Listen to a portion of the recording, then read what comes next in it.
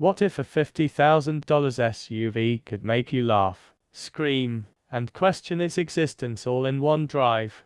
That's the emotional roller coaster of the 2026 Volkswagen Tiguan Turbo R-Line. Welcome to Winds of Thought. We spend a week with every new car to find out what it's like to actually live with it, beyond the spec sheet. And our time with this top-trim Tiguan was a fascinating lesson in automotive contradiction. On paper, it's a confident, powerful, and luxurious family SUV.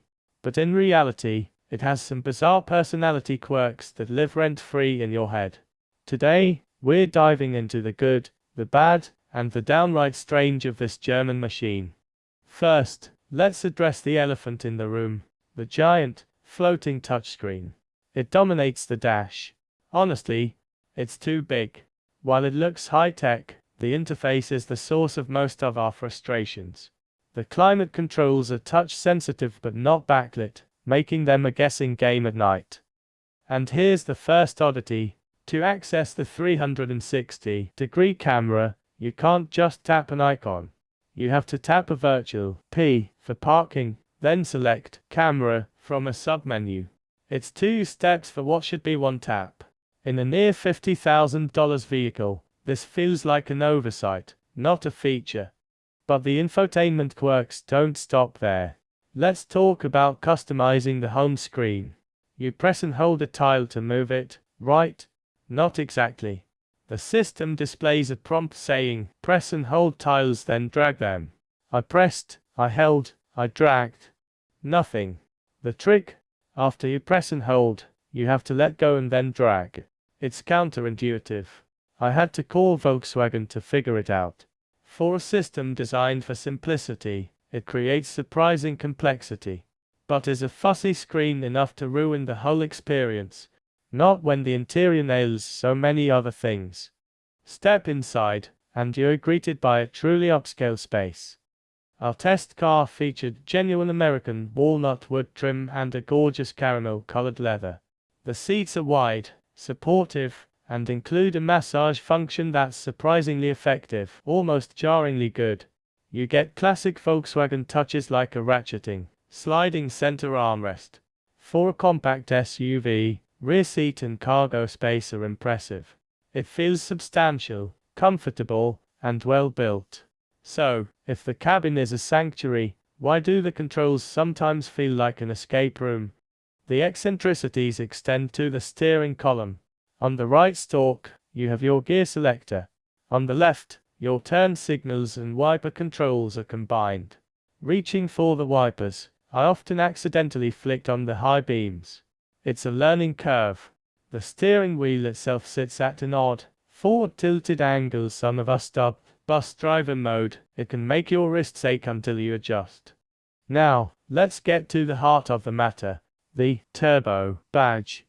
All new Tiguans have turbocharged engines, but this turbo trim gets a more potent version of the 2.0-liter 4-cylinder. Output is a healthy 268 horsepower and 258 of torque, sent through an 8-speed automatic transmission. Thankfully, not a CVT, 2 or 4 wheels. The power delivery is interesting. There's noticeable turbo lag. You floor it, wait a beat, and then you're pushed back in your seat. It feels old school in an era of instant electric torque. Once the boost hits, it's fun, but the transmission sometimes hesitates between gears, causing the power to momentarily fall flat. So, how does this all come together on the road? The driving experience is a genuine high point.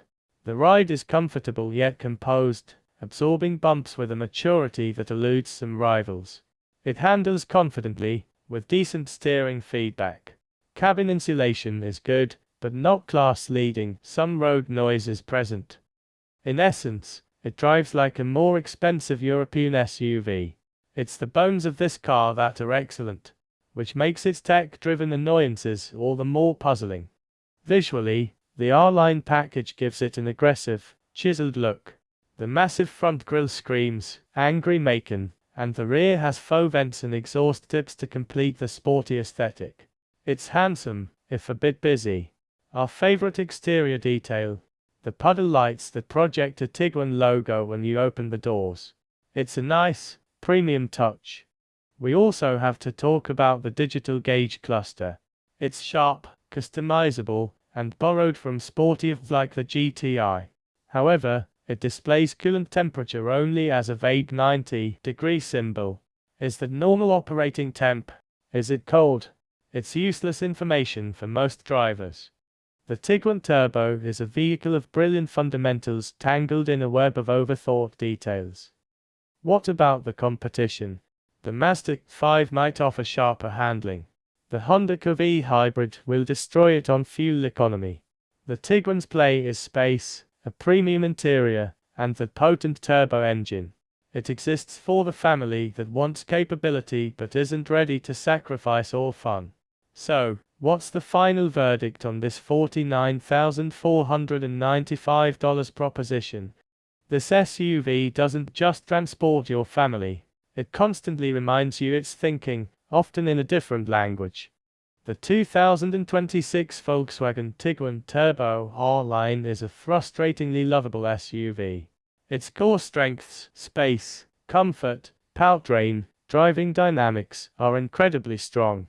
You will adore it on road trips, but you will also curse its touchscreen, debate its control stalks with your spouse, and laugh at its quirky digital gauges. It has character, for better and worse. In a sea of sanitized, appliance-like crossovers, that might just be its greatest asset. It's not perfect, but it's never boring. If this honest, warts and all review helped you, please support our channel. Hit the like button and subscribe to Winds of Thought for more unfiltered car reviews. Now, we want to hear from you. What's the one quirky design flaw you've learned to live with in your car? Let us know in the comments below. Thanks for watching.